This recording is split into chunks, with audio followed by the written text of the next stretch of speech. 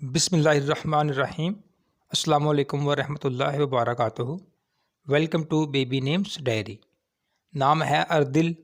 अर्दिल नाम के इंग्लिश में स्पेलिंग है ARDIL, अर्दिल।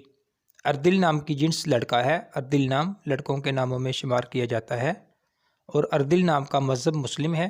अर्दिल नाम मुसलमान लड़कों का नाम रखा जाता है और अर्दिल नाम तुर्किश ज़बान का लफ्ज़ है और अर्दिल नाम का उर्दू में मतलब है बहादुर, दलेर और इंग्लिश में मतलब है ब्रेव।